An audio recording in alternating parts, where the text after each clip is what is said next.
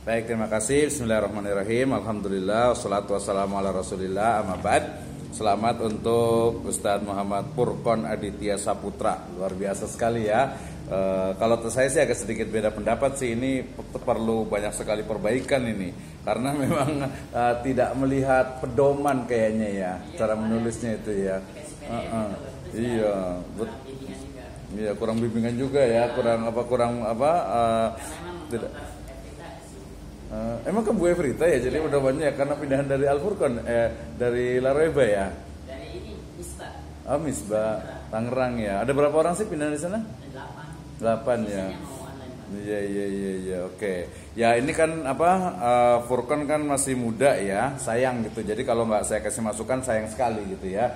Masih muda, ke depan apalagi mungkin pengen jadi dosen dan sebagainya. Jadi masukan saya pertama terkait dengan penulisan ya. Jadi secara umum itu istilahnya itu ikuti pedoman penulisan ya. Yang kelihatan itu adalah dari footnote-nya ya, kita menggunakan body note yang pertama. Kemudian pasca sarjana, kayaknya pasca sarjana itu disambung kayaknya deh ya. Nanti dilihat tuh, pastikan penulisannya ya. Kemudian dari sisi penulisan abstraknya juga salah ya, nanti diperbaiki. Kemudian juga dari kata pengantar dulu nih, ucapan terima kasih kata pengantar ini perlu diperbaiki. Ini tidak baku ya. Termasuk juga penulisan SMK itu salah semuanya tuh, S besar, M kecil, K kecil gitu ya. Itu salah semua, diperbaiki tuh, harus replace semuanya tuh ya. Kemudian kalau di kata pengantar itu biasanya yang standar itu pertama itu adalah ketua, berarti Pak Kaimuddin MSI. Kemudian nanti baru Pak Zainal, baru dosen-dosen ke bawah. Ya, nanti makanya diperbaiki gitu ya. Oke, tadi ininya di abstraknya ini salah dari sisi isinya. Di sini tidak ada teori yang dibahas, kemudian juga kata kuncinya juga tidak tepat juga gitu ya, sampai kepada istilahnya itu ini juga campur-campur nih di daftar isinya ya. Jangan lupa penulisan member check itu kan dia English tuh, jadi dia harus miring. Penulisan ini juga salah nih dari daftar isinya, itu diperbaiki ya. Kemudian di awal ini kalau kita menggunakannya itu kalau di S2 itu latar belakang penelitian ya, ini diganti, diperbaiki ya. Kemudian juga tidak usah pakai kata gelar di semua teks itu, dihilangkan. Profesor, doktor, MSc dan sebagainya itu dihilangkan. Termasuk juga di sini ada mujahadah, dia kan bahasa Arab tuh, dia berarti miring ya, italik ya. Kemudian ini semua yang footnote-nya dihilangkan ya, karena tidak sesuai dengan pre-ketesisan ya. Ganti itu ya. Kemudian kalau saya tidak suka dengan kata sambung di awal kalimat ya, jadi saya ada di, ada dalam, itu tidak sesuai dengan ejaan yang disempurnakan EYD Bahasa Indonesia, karena biasa pedoman itu SPOK ya, subjek, predikat, objek, keterangan. Tuh perhatikan ya. Kemudian di sini Betawi, B-nya itu besar ya, karena istilah tertentu. Sama juga dengan berakhlakul karimah, karena dia adalah logo, dia diperbaiki itu ya. Referensi semuanya sama, tartil juga miring, penulisan bahasa Arab diperbaiki sesuai dengan pedoman ya. Kemudian halaman 7 itu ada dari, ada untuk di awal, itu diperbaiki ya. Kemudian yang paling fatal nih nomor 8 di sini, jadinya malah metode Asy-Syafi'i. Iya gitu, metode Syafi'i atau metode Umi atau metode Hanafi. Ya ini diperbaiki, ini paling fatal, ini bahaya ini ya. Islam jangan lupa I-nya besar, Indonesia juga I-nya itu besar, jangan lupa tuh ya. SMK ini semua salah semua itu, SMK gitu ya. Saya belum ke penulisannya, saya belum ke kontennya ya. Ini juga sama, SMK Qurani, terus ini ada L-nya besar, kemudian ini di ini kurang ke atas, kemudian ini di footnote-nya, ini font-nya juga tidak sama nih. Pastikan ya. Kemudian di atas jangan lupa di yang menunjukkan tempat dengan waktu itu dipisah. Ya ini dalam gak usah huruf besar, kecil aja D-nya gitu ya. Ini juga sama di penulisannya nanti diperbaiki tuh. Banyak banget nih penulisannya nih ya. Ada si belajar sampai diinikan juga nih. Penulisan juga harus konsisten, tulisan Al-Qur'an A-nya besar misalnya. Kemudian tiba-tiba masa kata awal diawali dengan D kan nggak mungkin. Kemudian juga konsisten, ada hal, ada HLM, penulisan dari footnote-nya termasuk nanti di penulisan daftar pustakanya. Kemudian juga ini ngikuti ya urutan tuh, jangan sampai salah hitungannya tuh. Terus kalau master ya jangan dibiasakan pakai Regelut dan kawan-kawan dalam Muhaimin. Ini kayaknya nanti cari yang referensi main referencesnya, yaitu di perbaiki ya. Ini metode-metodenya ya, referensi diperbaiki lagi semuanya. Ini juga sama nih.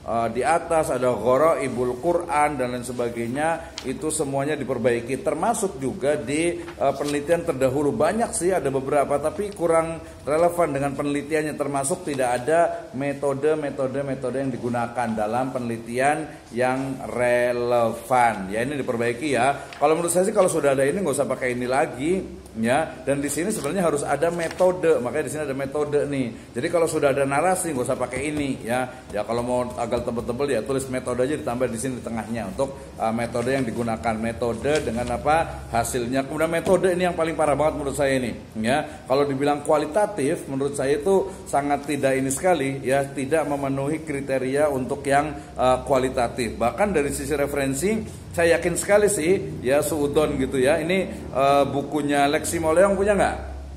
Iya nggak punya kan, dapatnya dari mana nih? Dari Google.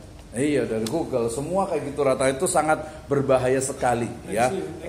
Iya nggak boleh itu ya. Kemudian juga ini Satori juga sama, Ahmad Tanzil juga sama. Padahal mimbarokatil ilmi idofatul qaul ila qailiha. Jadi kalau tesis ini mau berkah gitu ya, harus menyebutkan oh ini bukan dari Lexi, saya dari internet, tulis aja di internet. Tapi kan tidak level untuk apa master gitu ya. Nah ini diperbaiki semua, minimal itu ada PDF-nya. Atau kalau nggak di meja saya banyak semuanya itu ada Lexi, ada Suharsimi, ini semuanya ada. Ini nggak ada nih, nggak pernah megang tahun 97 itu nggak ada tuh. Ini 2003 yang punya saya itu udah termasuk lama juga. Ini data sekunder, data ini nanti saya akan bicara sedikit nih tentang apa metode penelitiannya ya. Ini diperbaiki semuanya. Ini tadi yang member check sampai ke ujung penulisannya ini ya. Banyak banget ini, ada pengulangan juga nih ya di halaman 65 ya, dengan di halaman ini nih bawahnya ya, termasuk ini jangan lupa kutipan. Nanti lihat pedomannya, kutipan itu ada beberapa style, ada yang beberapa itu kalau dia lebih dari 3 baris itu menjorok ke dalam dan spasinya itu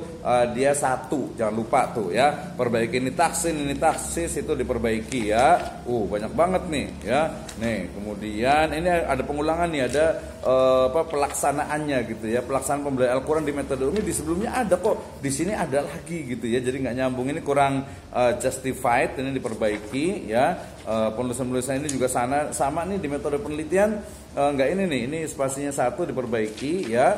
Kemudian di daftar pustaka juga diperbaiki, total ya 80% salah nih, diperbaiki semuanya. Oke ya, tuh pedoman, pokoknya intinya itu lihat pedoman ya. Nah wawancara, oke. Nah dari sisi sekarang kontennya, saya tadi Pak Dr. Ande menyebutkan nggak jelas ininya nih, yang mau diteliti itu apa gitu kan ya. Yang mau diteliti apa? Oke, strategi peningkatan, berarti fokus kepada strategi, apakah strategi guru utamanya atau strategi sekolah mungkin gitu ya. Tapi biasa lebih banyak strategi pengajar, guru atau ustadz gitu ya. Peningkatan kualitas bacaan Al-Quran ini harusnya dia itu ada, kalau strategi dengan ini harusnya lebih bagus itu dia pakai namanya itu true eksperimen. Harus ada eksperimen, ada uji coba, ada pre-test dengan ada post-testnya. Ya, sementara di sini dari sisi datanya saja tadi yang diwawancari berapa orang? 7 ya, tapi kan 7 itu yang kepala sekolah 1, kemudian ada santrinya, siswanya juga, kemudian ada gurunya. Kalau guru yang ngajar berapa? Guru yang ngajar 3, cuma yang diwawancari 1. Ya itu parah banget itu. Yang apa? Nah itu dia, itu membatasi diri, menurut saya tidak tepat gitu. Kenapa? Karena di sini nggak disebutkan tuh ya apa nggak disebutkan di sini. Oke, dia belum sertifikasi, tapi kan kita hanya bahas tentang kualitas pembelajaran dengan Umi gitu kan, yaitu membatasi diri. Kalau 1 ya apa ya, aduh S1 banget gitu ya, dan di situ nanti tidak ada triangulasi. Iya, nah itu kan tadi cuma 1. Terus juga saya baca wawancaranya ini, kepala sekolah nggak perlu diwawancara begini, nggak terlalu penting. Kemudian juga wawancara dengan guru Quran juga, dia bicara tentang metode uminya siswa aktif. Jadi dia tidak fokus ke strategi. Saran saya mungkin sih dibongkar total gitu, dibongkar total kepada bagaimana, karena di sini ke ini nih, bagaimana kualitas bacaan siswa, gimana cara ngukurnya?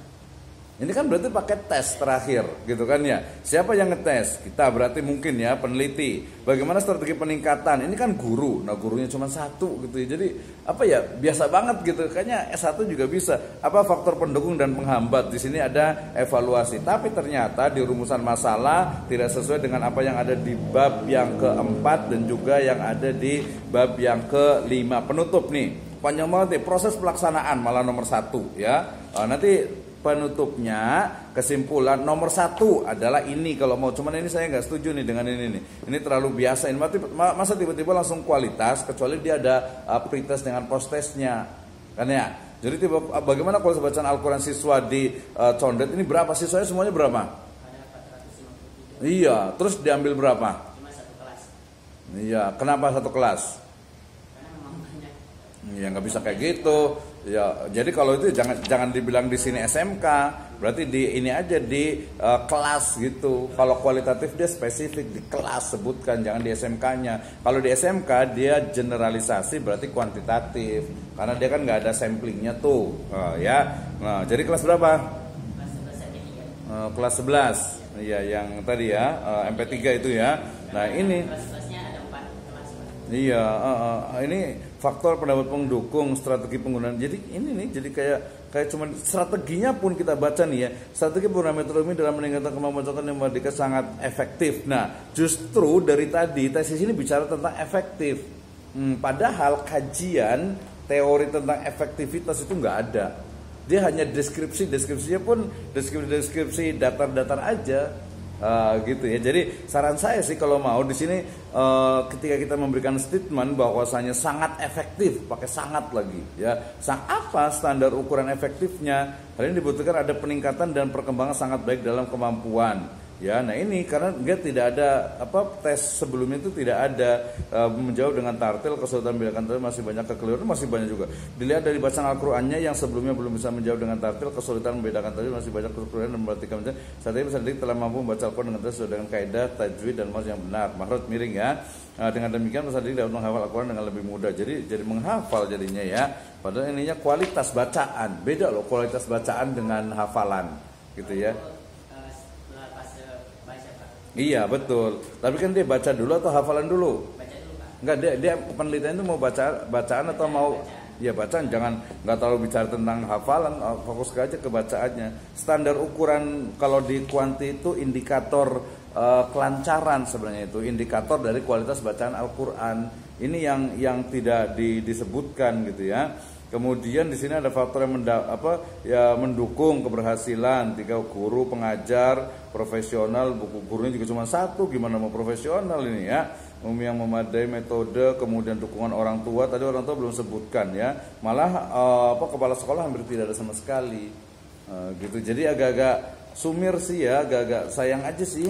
Nanti masih muda gitu ya. Nah, termasuk juga tadi dari sisi metodenya. Pertanyaannya, kalau saya bilang saya nggak percaya dengan data ini, apa argumentasinya?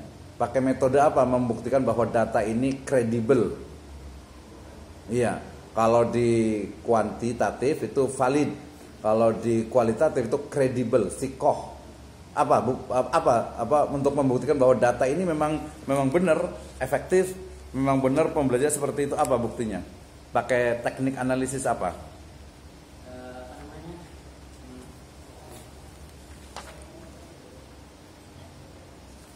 Ini nanti di metode penelitian itu dituliskan apa yang dilakukan. Jadi wawancara dengan siapa, teknik pengumpulan data observasinya berapa kali, kemudian juga wawancara itu narasumbernya itu siapa. Ini nggak jelas, dibilang sini ada berapa nih, 1 orang guru ya. Kalau 1, sayang banget ya, sekelas tadi SMK besar gitu kok cuman 1, padahal tadi ada 3, itu 3-3-nya harus dituliskan tuh. Dan itu pedoman wawancara itu harus diperbaiki, jangan seperti ini ya. Masa di sini tuh ada guru itu cuma 1, nggak ada tulisannya lagi 1, 2, 3, 4 ya.